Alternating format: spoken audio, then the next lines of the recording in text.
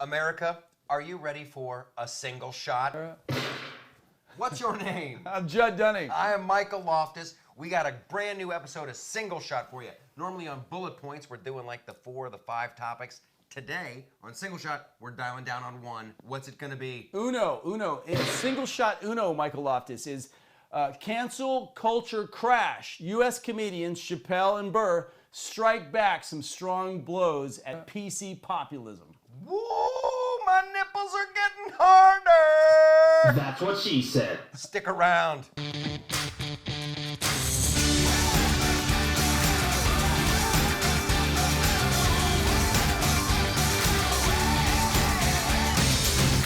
All right, we're back with Single Shot. We're talking about Big Billy Burr. Yeah. We're talking about Dave Chappelle. Chappelle's new one is Sticks and Stones. Sticks and Stones. Bill Burr's new one Paper is... Tiger. Okay, so put some time on the clock, Senorita Producer, and we're gonna dig into this. I do have mixed feelings about this. Okay, let's hear it. Like most of it is great. I'm thrilled that it's finally the PC culture. We're not gonna laugh at that. We're gonna sit back and judge.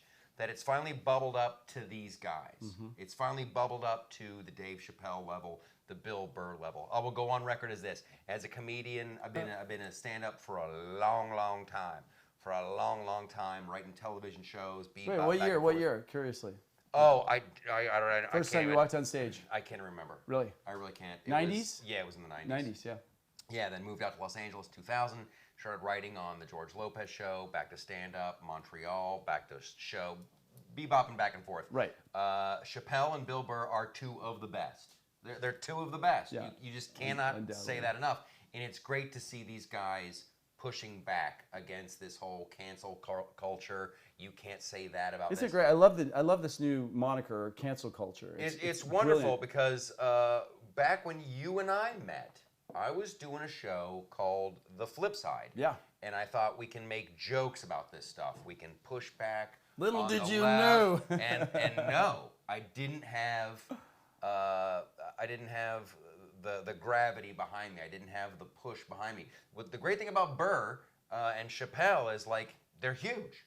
These are two giants. So like a guy like me with a little independently syndicated TV show, we can't put it on in Chicago. Right. We can't put it on in New York. We can't put it on. It's like they would just slowly chip away until. And that being said, you did like 3 seasons. You had a backer. You ran on cable all over the nation. It was just a matter of taking off. It was a successful show. Right. You know, then I started. It's a Daily Show from the right. Your format was great, but it just people wouldn't buy it at the time. So this is great to see, and like I want to say to Chappelle, who I actually met years ago, Chappelle and Bill Burr, welcome aboard. Welcome aboard.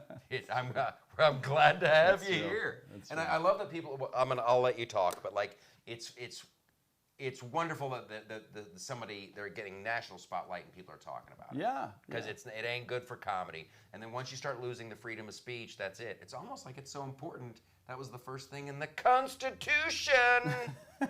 It's true. Chime in there, Judd. What are your thoughts? Well, if I may say so, inspired by your headwinds, I did Conservatively Unplugged for 3 seasons. Then we did it in front of Politicon, our pilot, and it was interesting because at the same time that we were coming out, there's some people that were dabbling with right-wing comedy, Sony, Crackle, there were a lot of different, Hulu, they were all saying, could we answer back to The Daily Show? And then there was the Electoral College Challenge, and there was Russia. And it was like a ice storm on the possibility of breaking through to the right until Trump came in. I mean, he's actually been the panacea for people like you to have your headwinds, which is interesting. There's always been an excuse. Yeah. There's always been an excuse. Like, oh, we want the answer to The Daily Show. We want something that the conservatives can watch, Republicans. Right. But there's no funny conservatives. There's no funny. That's so and I'm like, I know a ton of them. Yeah. That are on a very, very high level. And I'm like, so I came out my show, but everything's great. I think that, it's so angry. America's a little angry right now. Yeah. You know, the election. Maybe after the election, and then after the election, you come out. You know what? It's still people are kind of upset. They will always find an excuse. And lately, this is what happened to me, and this is why I started doing the Eagles of Liberty. Keep going. Freedom to Laugh. One more, two more, three more. Three more. There we go. Through all these minor comedians. To you. So that, yeah, to me, the Freedom to Laugh comedy tour, I got involved with a very, very high-level actor, producer. The guy has a development deal. You watch his shows on, he's got network shows on right now. You could probably watch them this evening. And then we both thought this would be a great idea. We got a fantastic showrunner. We took the show out. We pitched it. Now, I've pitched television shows in the past, stuff that I've written, yada, yada, yada. The pitch meetings could not have gone better. And these people are like, this is great. We would make a lot of money. This would be fantastic. And you think that America's ruled by the almighty dollar. Well, the bottom line that we got from several people, 4 to be exact, they love the show. They love the format. Very funny. They knew there was a giant audience for it, and it would be wildly successful. We can't do it. We can't afford to look friendly to the right. Yeah. And that's when I'm like, wow. They're out of excuses, and now they're finally telling the truth. They cannot afford to look like, you can be pro-left, you can be liberal, and you can have an agenda, and look at that, aren't we all equal, and blah, blah, blah. But if you go the other way, that's no dice. Well, you know, is it fun? You know, thank you. They even say, like, I will not name people particularly, but major networks would even say, we know the marketing base is huge. Yeah. We know we have to we're struggling internally. Like, well, it's just a business. It's business. This is the Hollywood elite. So I just want to say what was great was with Chappelle, man, he went into uncharted ground. He made fun of the Michael Jackson sexual assault abusers, made fun of Louis C.K.'s masturbation incident, he made fun of transgender and the alphabet people, and they actually called it out. It's like he looked at the power of gay culture in the special victim class, which is why Thomas Sowell talks about, what's the anointed. He really went after the minor people that control the great policy, and then Burr came up and followed on. He made fun of the quadriplegics and Me Too. And I was a Don Rickles fan. Don Rickles was so racist that I didn't believe in racism. I mean, that's what the comedian's role was. Is the black guy laughing? Yeah. What do you want, a hockey puck? All this We're stuff. tricksters.